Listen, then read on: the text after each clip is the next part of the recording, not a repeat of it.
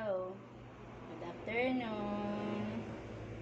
Time check. 12:35. Yes, afternoon na. Hello. Tayo naman ay maglilinis ngayon ng tahanan ng ating mga alaga. Ito nga pala si Paggy. Saan na? Ayan. Hello, Paggy. Si Paggy po yan. Nag-iisa. At ito rin namang aking isda ay kadumi na ng aquarium. Kadumi na, kaya maglilinis tayo ngayon. Ayan. Ayan. Tayo ay magtatabi ng isang timbang tubig. Tapos yung iba ay tatapon ko na.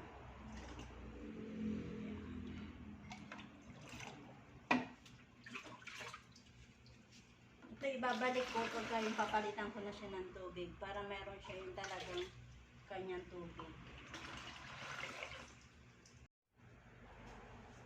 Ito nga palang tubig na tinanggal ko dito ay pinandidilig ko. Maganda daw yun para pang nakakataba sa halaman. Okay.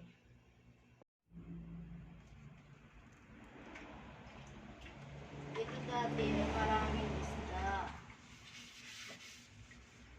Ngayon napabayaan ko. Hospital ng asawa ko ay ilang araw kami doon. Saan ako pinalagaan? Kaso ay pagkasabi ko ng pakain. Pagka pinaalala ko siya kung sa kanyang pakainin. Ayun pala pinapakain niya ng pinapakain ay napakarami ng pagkain ng lagay. Kaya ay nasobrahan na sa kakakain.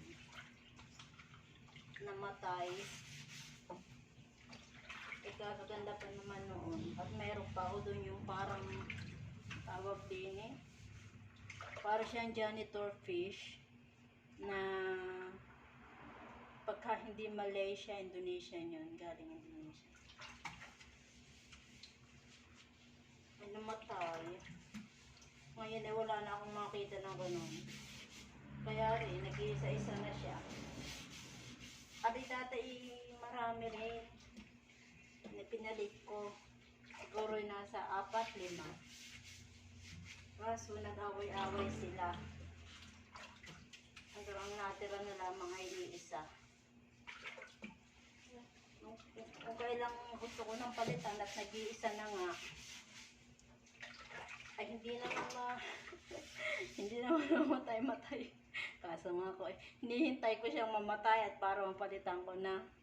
Ay ngayon magtatatlong taon na hanggang ngayon na hindi pa mamatay. Ay hinayaan ko na. Kaysa ako bibili na naman ng bago, papalitan ko ng bago mamamatay naman. Hindi, hayain ang nag-iisa. Parang masaya siyang nag-iisa dahil pagka siya may kasama, inaaway. Hindi yan yung nag-iisa. Kala ko noon, ang magkaroon ng pet ay basta na lamang. Kaya ako, sige, nandiyan ang mag-ano ng aso, pagong, aring ng aquarium, ay napakatrabaho pala. Kaya maglilinis ka. Papaliguan mo ang aso. Papaliguan mo. Hindi lang basta papakainin mo, aanhin mo, talagang alaga.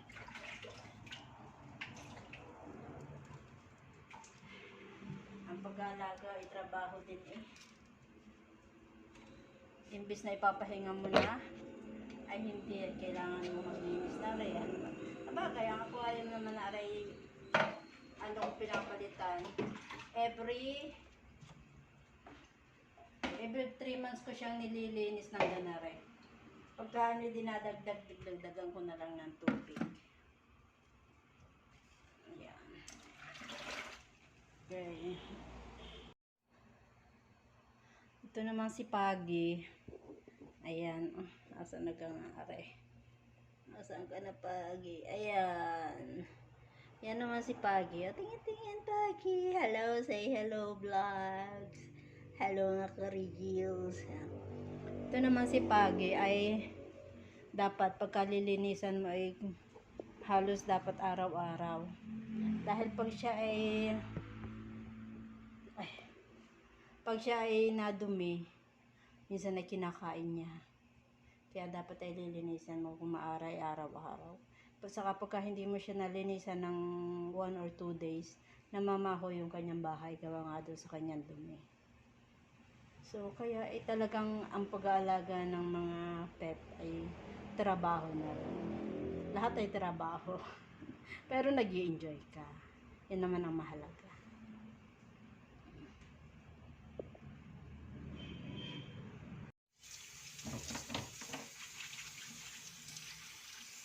Para yan mga batong nilalagay ko sa aking aquarium. Is-isang ko muna.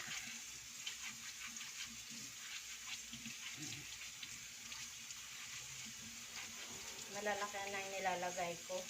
Dahil pagka yung maliliit ay mas mahirap linisin. Ay pan-design lamang. Design na.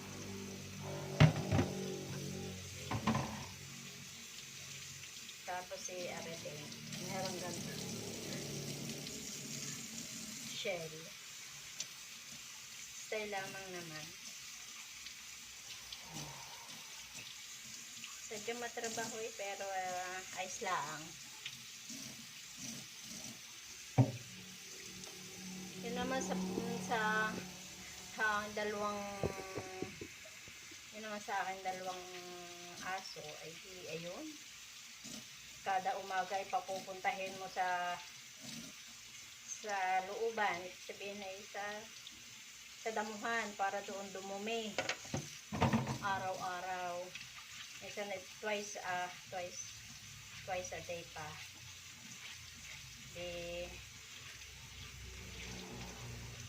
Pagtsatsagaan mo hintayin hanggang sa matapos. Minsan ay takbo ka na rin. Exercise. Kailangan mo linisin yung kanilang tirahan, yung kanilang pakainan. Matrabaho talaga ang pag-aalaga ng mga pet.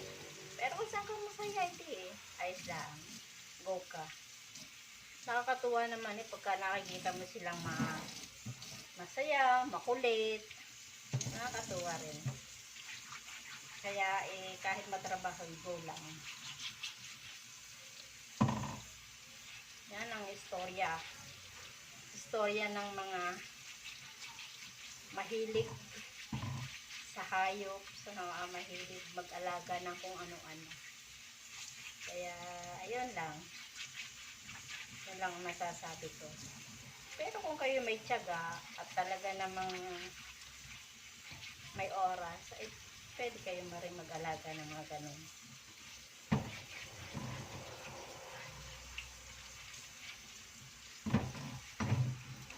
Salamat sa pakikinig.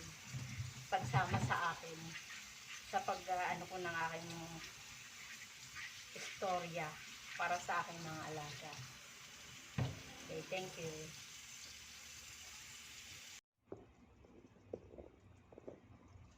Tapos na nag-iisa-isang fish.